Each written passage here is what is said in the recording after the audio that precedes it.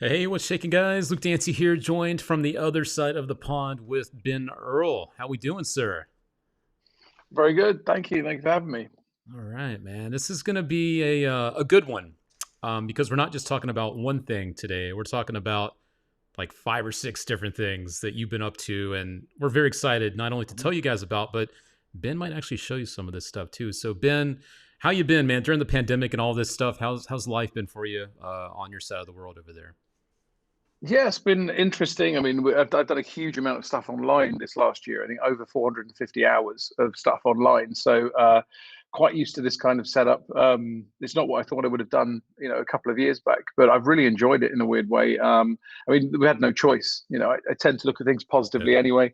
So, yeah, I've kind of got stuck into the kind of teaching magic stuff and releasing stuff, and enjoying the kind of community stuff a lot, really. Cool, man. Yeah, I mean, you've definitely been out there. It's been noticed, and that's why we're excited today to spend some time with you, one on one here, because this new project, it's like a series of downloads here that we're talking about, Mm, guys, that are now officially available. It's the Trade Secrets collection, I guess. I know it's mm, the Covert collection is what we have it listed there, but these are all mhm. trade secrets from you. So why don't you like jump in and let people know what are these? Like, what is this stuff from Ben Earl that people now have a chance to get their hands on? Yeah, so basically, I mean, we've run a number of courses over the last year and a lot of stuff online, which has had a huge amount of material in it. And we've also had quite a few people asking us about snippets or bits and pieces that they don't necessarily want to kind of go through a whole load of stuff. They just want some snippets. So what we decided to do was put together a number of small kind of bite-sized chunks that we think that are kind of some fundamental techniques like a false shuffle, a false cut production, but ones that are kind of really practical, really interesting, and ones that people will kind of really get something out of without having to kind of necessarily, I don't know, maybe even buy a whole book or get involved in an entire course. So they're kind of bite-sized chunks for that reason, specifically for those types of people that want exactly that. Nice. And as the video starts to play here, I think it goes in order. If you want to kind of let the guys know what these are highlights, and then we'll talk more about Okay. each one specifically here. So yeah. We'll see how much I can remember. Okay. So here we go. All right. So this is a combination shuffle. Originally published this in the shift. Some people don't like reading. So it's a false cut. Yeah, it's a false shuffle, then a false cut. This is a false swing cut. Um, then some, there we go, needless movement of cards. Then what I call the finesse Frank Thompson cut. So a few handlings or ways of handling the Frank Thompson cut on the table in the hands and also as a production. Diagonal palm shift, which comes from an overhand shuffle. So instead of just like an insertion, it's used through an overhand shuffle, also as a stock control, and then basically a whole one on the notion of deceptive card control, how to make card control itself more deceptive. So from that is really kind of a fundamental collection of a lot of the types of things you end up doing as a card magician: full shuffles, false cuts, steals, productions, and control in general. And I think that um, without having to kind of get involved in like a much bigger course or something else we've been doing, we thought, it'd be interesting to see what type of things people might really want to kind of look at. And we've had quite a few requests for some of those techniques, and so we thought, well, we'll just put them in there for that. And they're all extremely practical, extremely useful. For example, I mean, I was first shown this. I'll show you this false cut here. So this is an in the hands swing cut, and it's a false swing cut. Okay, which you can do basically multiple times as well, Nice. which just keeps everything basically intact. And this really is a really old false cut that goes back a very long way, but it was never really something that was really that burnable. It was always something that was more of a peripheral move. And so I started kind of trying to play with ways to make it more burnable. In the last few years, I've noticed it become more popular. So basically, what I did was go through all of the tiny details which make that a very immediate and simple false cut, because it kind of goes on the end of anything. If you do any form of false shuffle and then you go straight, you can like immediately go into these techniques without having to kind of worry. So it's Nice. just kind of extremely practical version of a false cut, which basically works directly while looking straight at it. You can do it as a multiple thing, again, nothing changes, or as a single straight cut. But it also works peripherally, which means that, for someone up in this area, if someone's watching your hands, you cut them. And if not, it sounds like you cut them. So it was kind of to really go to kind of detail. I've been playing with that move for about 18 years. I was first shown that in around the year 2000. and it was a very old peripheral. So basically, extremely practical moves like that, and things that can kind of tag on to most of your card work. I mean, that's what that kind of trade secrets collection is about, really. Nice. And we got Ryan out there saying, "Okay, damn it, I'm sold," and we haven't even started yet. We haven't even really like jumped into the really good stuff yet, like some of the finer details. So, I guess we should just go in Sorry, order. I was just getting heckled by Siri for a second. I don't know what I said. I probably said sorry, and then Siri is now Syria. heckling me from it. Shut up, Siri. No, go on. Sorry, Luke. No, you're good. I thought I heard something. I didn't know what that was. Yeah, that's funny. So That's right. basically, That's right. I can mess with you now since Siri can hear me, right? So, ow. That's right. I All think good. that's what's happening. It's fine. I've turned it off. So why don't we kind of go in order here, and just so you guys know, Mm, these are available as a collection. So there are technically 6 of these downloads available, but the last one is the bundle, and so there are 5 single mm, downloads here. We're going to show you each one. They're each $20 because we've had some questions about price. But if you purchase all of them together as the bundle, the collection, it's $75. So you're saving $25 if you buy the whole package of these, and it comes in one big download. So I just want to break down some of the details before we jump into these. So why don't we jump to the first one? Number one, the mm. combination shuffle. I know you were I think you were dabbling with that during that quick little sesh there. So what is the Yeah. So combo this shuffle? combination shuffle is basically an overhand shuffle where if you watch it, it just looks absolutely like a definitely like a shuffle, yet not one single card has changed Wow. order. Wow. And yet the more you look at this, it really you see single cards and blocks dropping front and back, and yet nothing changes place. And this basically is this isn't just for a top stock control. This is for the whole deck. But it's this. I basically go into detail of how to basically do that, how to break that down and make that look natural. So that again, if someone's watching straight direct, staring at your hands, it will look perfectly natural. And yet, if someone's peripherally watching, then again, it looks natural. So I like this idea of techniques that work directly and peripherally at the same time. Mm-hmm. So they kind of hit any type of uh, observation.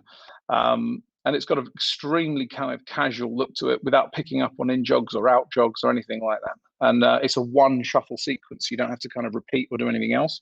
So I've used it for years, and it basically combines lots of the kind of best little parts of, or the most deceptive elements of false shuffles or in the hands false shuffles that I've seen over the years.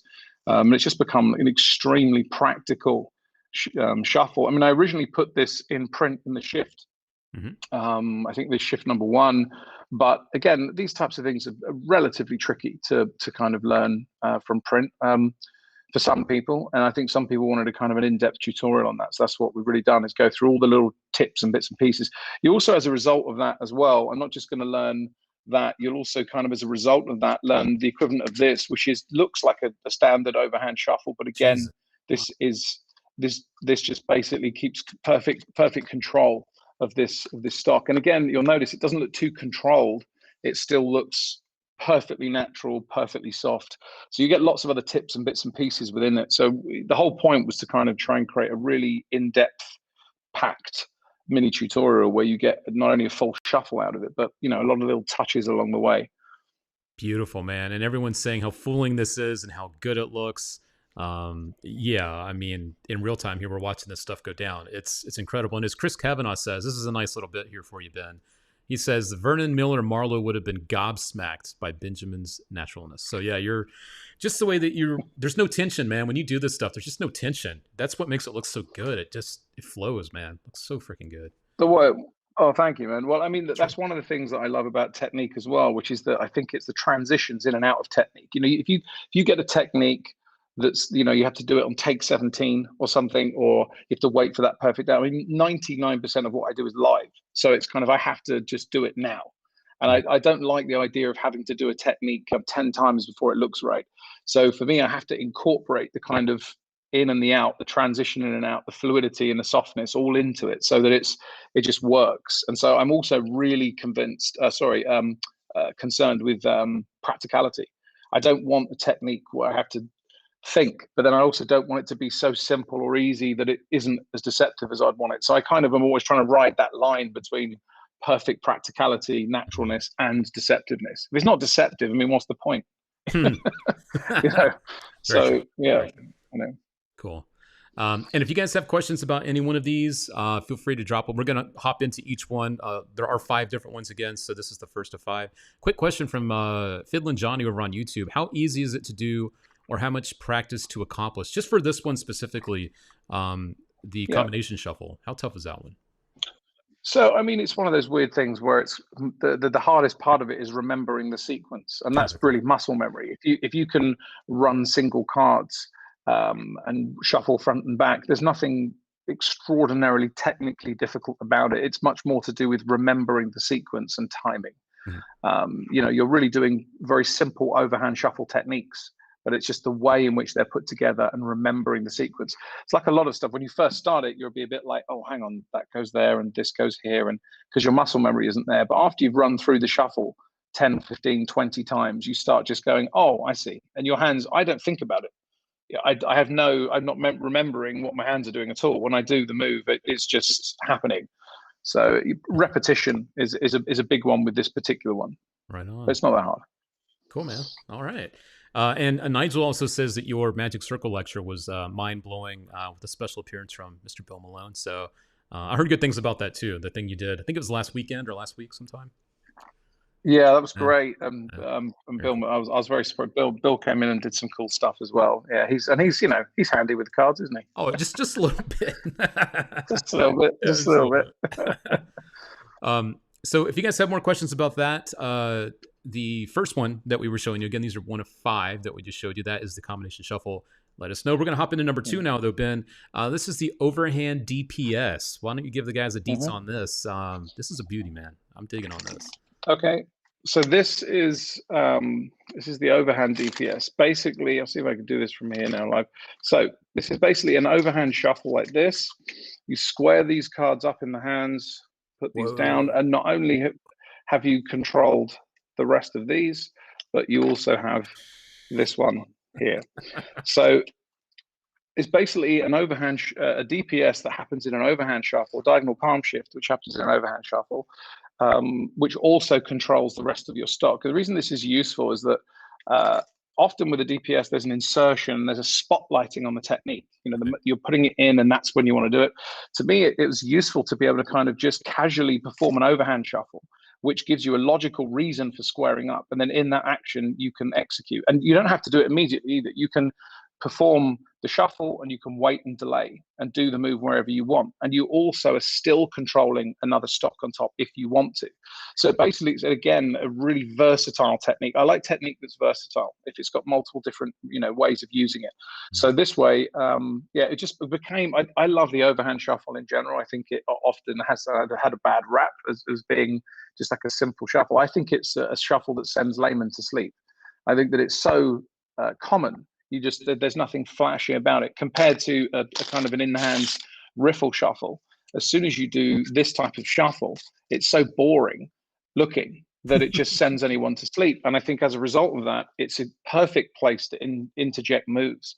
So that's really about trying to have a really good reason for needing to be able to square the cards up, have a reason for being able to do that, and execute a really nice steal in the middle of an overhand shuffle if you want. Yeah, I mean, it's flawless, dude. I mean, is one of our friends. I love this guy's name. You're gonna love this, Ben. Hungry and Hungover on YouTube. There we go. High 5, man. Let me bring his back up here. It says that one looks absolutely brilliant, perfect for card to pocket, which is true. Yeah, get the card, get it in the pocket or wherever you want to go with it. So. Yeah. Yeah, I mean, no, I used to use it in it was like a kind of a traveler style routine. Where I needed the other ones, and I would do that, and then the first one would come from here, and the others were still present. So it was also a way to still have control of the others. It's not just the steal. It's like it gives you those options if you want to still maintain a stock. And that, to have techniques that do that, I find it really useful because you might not know why you need that yet. And there might be, a few effects down the line where all of a sudden you go, wow, if I've practiced this one technique, it's opened up options for these other things. I don't have to always practice new moves for new sequences. But it's extremely practical and versatile. Yeah. A quick question coming in too. Mark Wybrow over on the YouTube says, is it available now? And yeah, Mark, and for all you guys watching, these are all available right now from magic shops worldwide. So all you really need to do is just type in like trade secrets, Ben Earl, and these will all pop up. If you want to get them all, which you probably want to, you save $25 by doing so, and you get all the good stuff, obviously. Just look for the Covert Collection, which is what you're looking at on the screen right now. That's all of them together, all 5 downloads, is a single package, which is a great deal, man, with all the details you're given. And as you guys are seeing this stuff and being fooled by it, it's pretty crazy stuff. So yeah, digging on this. Yeah, it's fun. Sleight of hand's fun. Yeah, I mean, I'm a move monkey, like a lot of us are, and this stuff isn't just for that. Obviously, it's used for real world performance too, but it's just so much fun to play with this stuff. So Yeah, I mean that's the thing, man. You gotta have fun with your sleight of hand. So I take sleight of hand and magic seriously, but also at the same time, you've got to play with it. It's nice to play with it, right? It's nice to have fun with it. But for me, it's like you have that point of diminishing returns sometimes, or you have opportunity costs if you spend too much time practicing things that aren't useful. right. So what I like to do is spend a lot of time practicing moves that I like or are fun, but also have practical value. Like then I kind of win, both ways. Yeah. And actually, based on what you just said, Ben, this is a question that I think I was tiptoeing around here. But JNR says, can you do it for spectators or camera? This stuff, Ben, is for both, right? I mean, this is not just for camera. This is not just for real life. As you can see, we're burning you on camera, and you're still frying us with this stuff. Like, it's for both, yeah? Right, yeah. And like I said, this isn't, this is take one. Yeah. So, this is, we're not doing it take after take, but I think that, yeah, I mean, look, like I said, I want moves to look good visually, and I also want them to work peripherally, and I also want to feel right. Right. You know what I mean? There are certain moves where there's something fishy going on. I don't like that. So I want to try and hit every element of it if possible. So yeah. Yeah. One of the next ones coming up, because I am going to go in order. This is number 3. This is the Finessed Frank Thompson cut. And guys, if you've never seen the original Frank Thompson cut, I'm sure it's just gone right over your head. But Ben, what have you now got going on with this classic thing from Magic? What have you done now to make this more modern and more you, I guess? Yeah, so basically, the original Frank Thompson cut is a lovely cut. It's a lovely thing, and I've not really changed anything to do with the kind of technical element of it. What I've done is change the timing of it, and as a result, made it feel like one cut, but it also opened up some other things with it. So I do a production with this as well. So what I'm going to say about that is this: basically, from this position, we can come down, not only do this and do the really lovely production from apparently 4 different areas, keep the whole deck intact in that process. And so nothing changes. Now, the original Frank Thompson cut was one cut in the hands, and then it was like cut to the table. So it always felt like 2 sequences, like a cut in the hands and then a cut to the table. I don't really like that. So with this, you'll see it feels like one single streaming cut sequence to the table. And yet obviously nothing changes. And then I also go through a kind of a way of doing that on the table as well. So any of the table guys like that, then you have a table version of the Frank Thompson cut.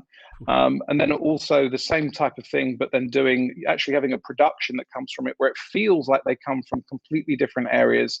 And yet at the end of that process, even after collecting up, nothing has been changed. The whole deck is still in order. So it was basically a way of just finessing the use of that really lovely false cut and just making it much more streamlined, again, more versatile, and then including the kind of tabled handlings of it. But yet the reality is it's still very, very simple. The basics of the Frank Thompson cut is a swing cut and holding a break. If you can do a swing cut and hold the break, then you can technically achieve this. There isn't a huge, to me, timing and movement and fluidity is often where I try and spend most of my time concentrating, rather than some incredibly difficult technical maneuver. It's normally a timing thing for me, where I think a lot of the deception comes from. And as Nigel says, this is a great comment. Cards move like butter in your hands, and it's true. Everything just, as I said earlier, everything just flows. It just looks good. But that takes years and years of practice, obviously, to get that. So. Well, yeah, that and the fact that I literally butter my hands before I handle cards.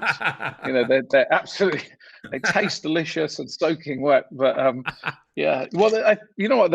I can't help it. Often, I've probably talked about it in these downloads as well. Like I'm always talking about handling tips and little beats and moments to make things smoother. I think one of the things with all card handling, it's not to try and emulate or necessarily create that style aesthetically, but it is to try and remove tension. Like for me, if there's too much tension in a move, something's either wrong with the move or wrong with my technique. So I'm trying to find a way to have a light touch with the technique. If I can find a light touch, then something feels fluid. Then it normally feels right to me.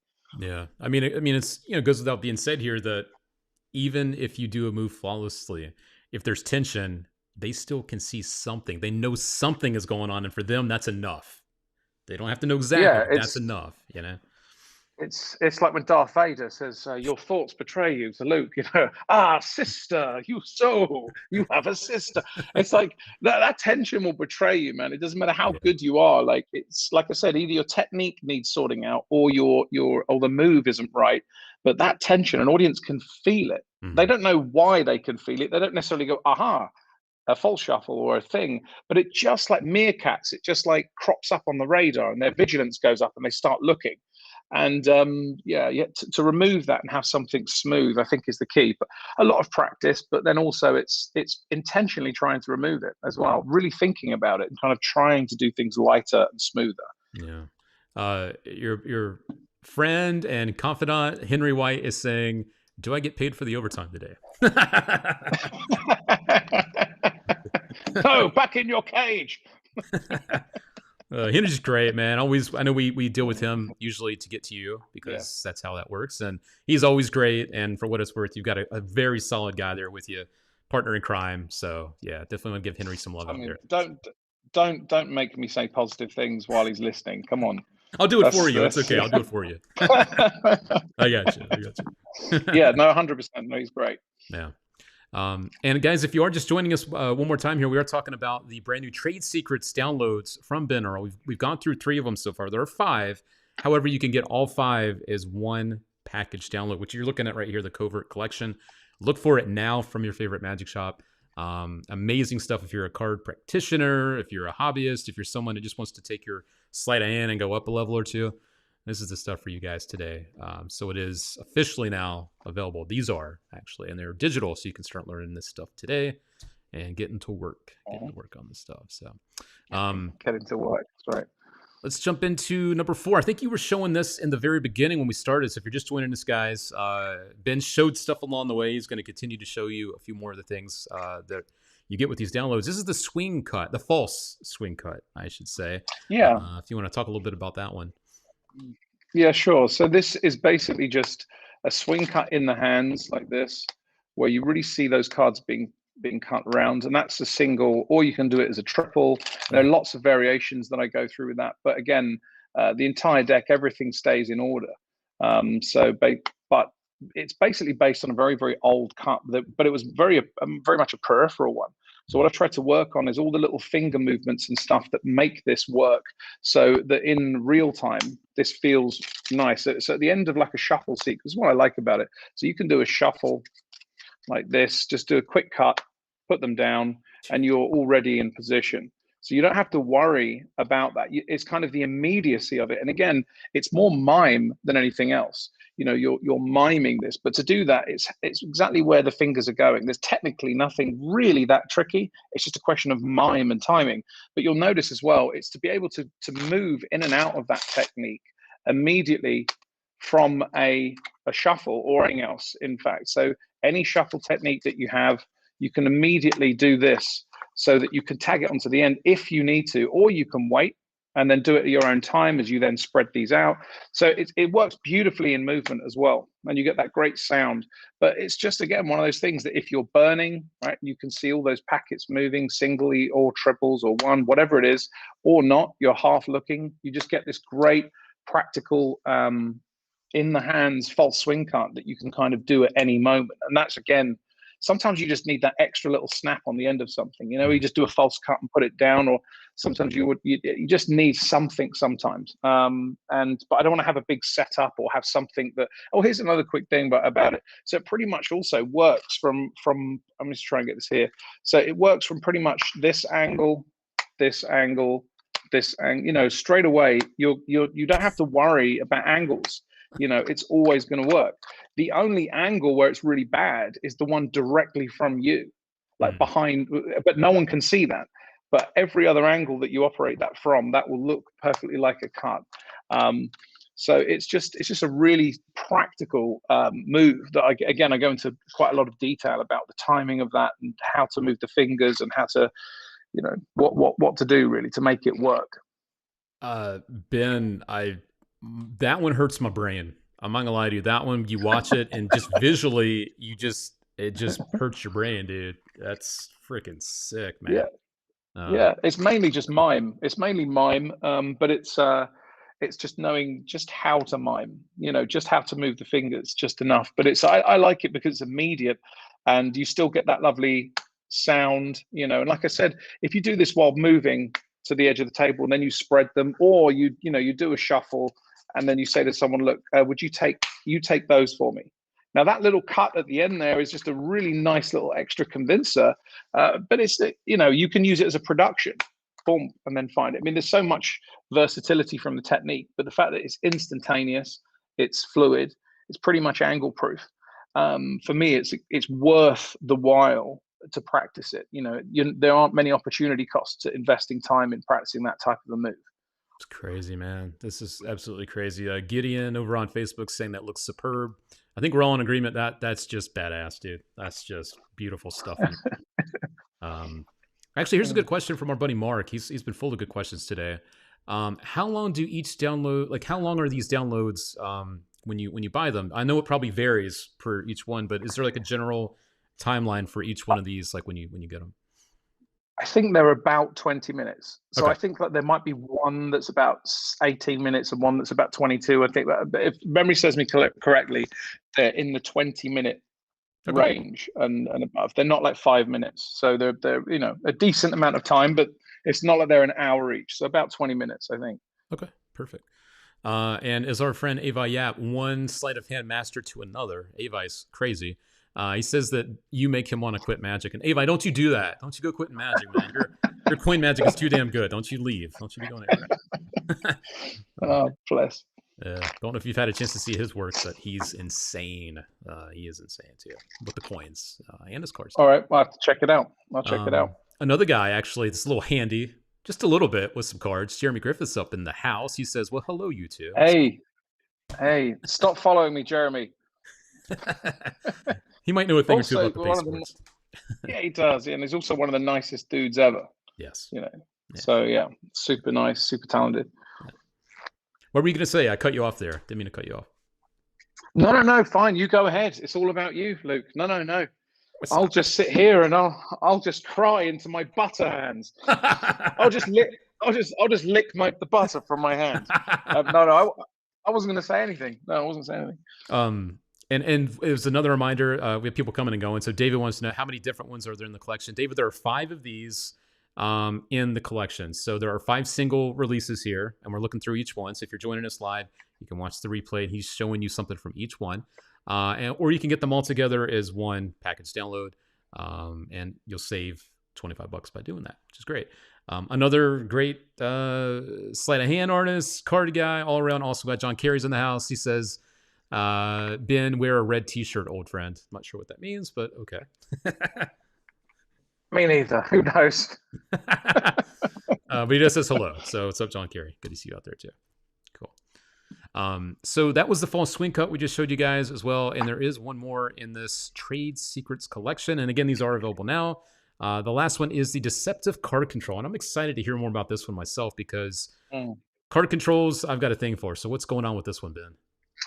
So this is, it's not necessarily even a specific technique as much as a way to think about card control generally to make it more deceptive. So, and I talked about this in other places, but they've normally been in much more expensive courses. And this was to kind of try and go through some basics on this. So let's imagine we have a card that is whatever this is, so a 9 of spades, right? Which is in somewhere in the middle, right? To have this, so it's instantaneous, having a control, and still having perfect control of that, even though it just looks very open, very fair, right? This is from here, spread.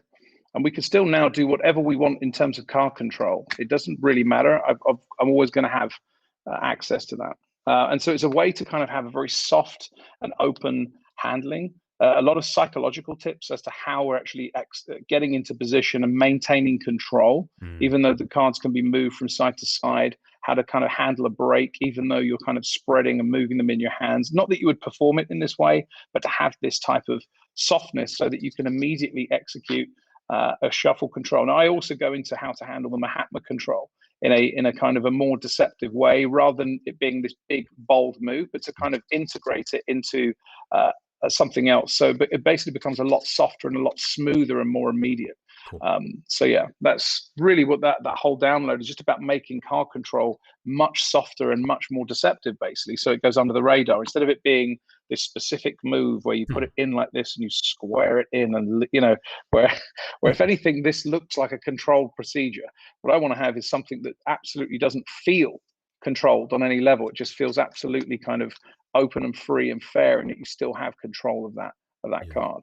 So yeah, it's basically the whole thing is about the notion of making that more deceptive, generally, rather than a specific technique. Even though, like I said, I go into the Mahatma, I go into break control stuff, and how to kind of maintain that break generally. And it's just what I've done for a very, very long time, just to basically send them to sleep, to throw them off before it even comes down. You don't want them to have any suspicion that you have control. Really, you have to send them to sleep at that moment. So that's really what, yeah, I talk about, like stuff like that to do with breaking the spread, making it very, very open and soft, so it doesn't feel tense. Mm-hmm. Um, you know, so there's a lot of different kind of techniques going into that to make it deceptive. Nice.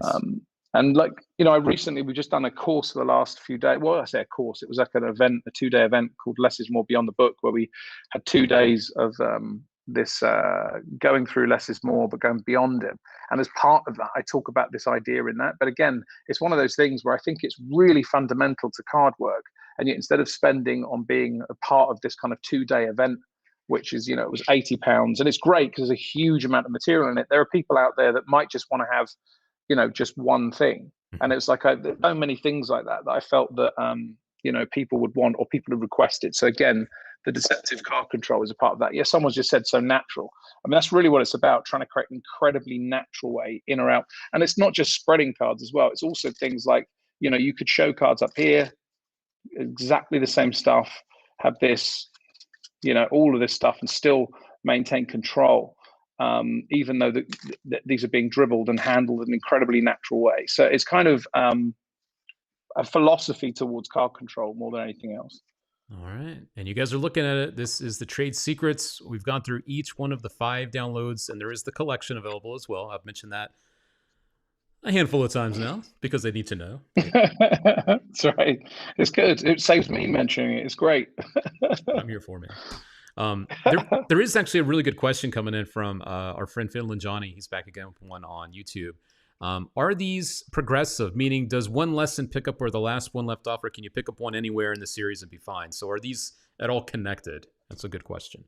No, they're not. So they are all disembodied, disconnected moves. Although, if you have the swing cut could follow any of those moves. The full swing cut, you could do it after any of them. So you can use them interchangeably. But no, if you look at any of them on their own, they work in and of themselves as a kind of a false shuffle or a false cut to be used. So yeah. Okay. And then I had one, I've kept this one kind of highlighted. This one would be kind of one that we kind of go out on because we've gone through each one of these specifically. When it comes to sleight of hand with you as one of the modern masters here, practice any tips, hand warm-ups, anything that you could maybe share quickly that's just when it comes to practice, because at the end of the day, that's what you need to do to make all this stuff looks good, to make it look good. Mm-hmm. So any tips on practice? Yeah, I mean, outside of the physical parts of practice, which is obviously we know about repetition and stuff like that, I would say think about the opportunity costs. So whatever you are practicing, that there is 100 other things that you can't practice.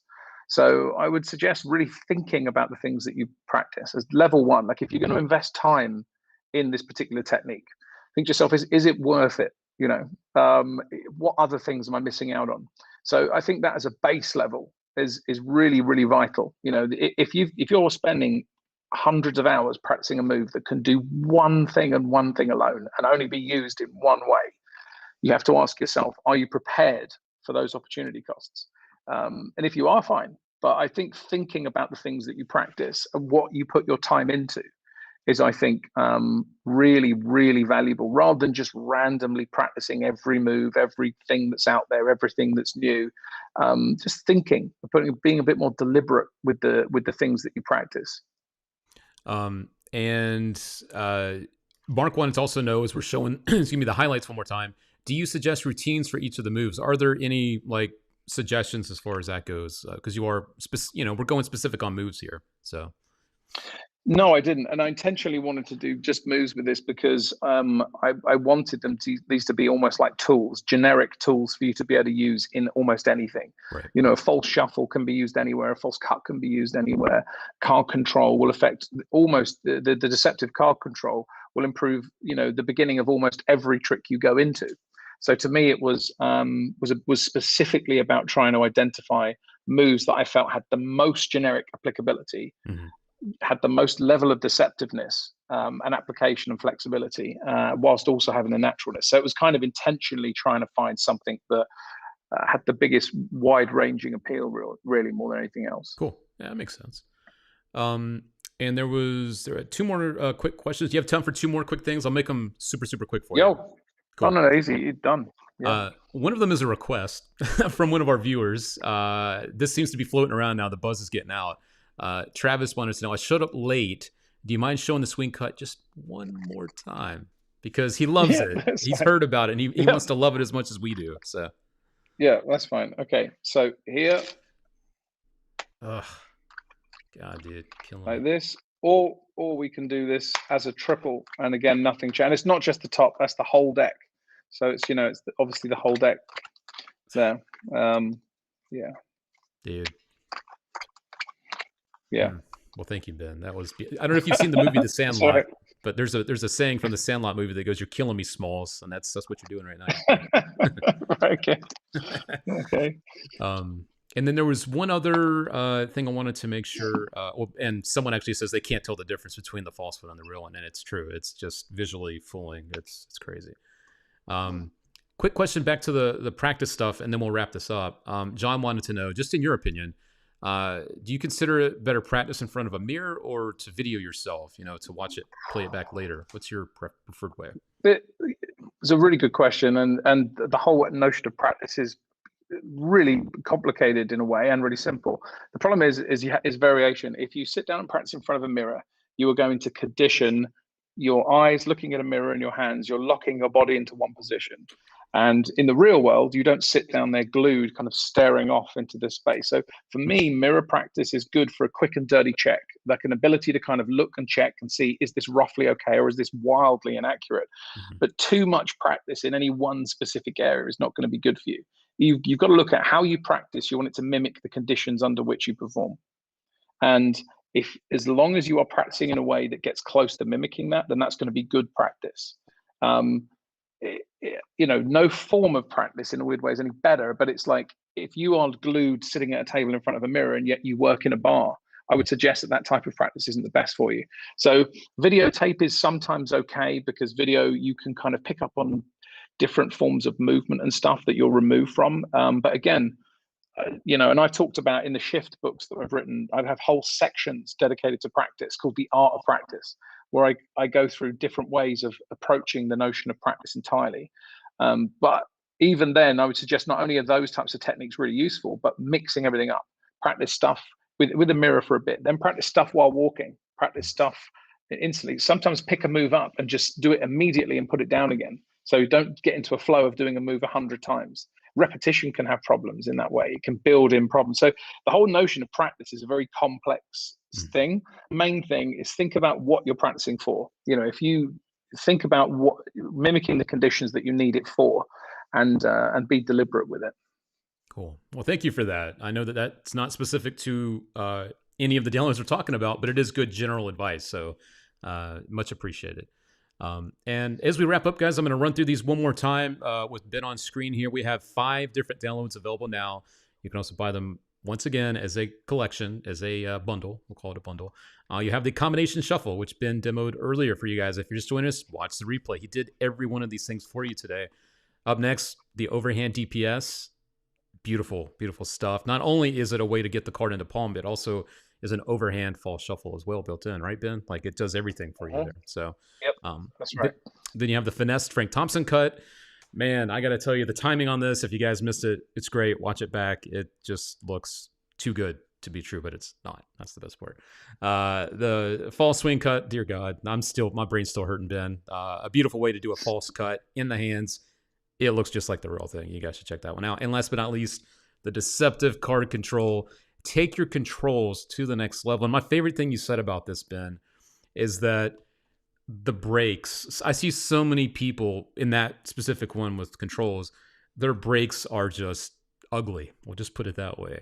That's just one of those little things that people never think about because they like, oh, I can get a break and then I'll just do the control, do the move. But the break can give it away just as much as the move sometimes. So I'm glad you put in some thought on that and other thoughts on controls too.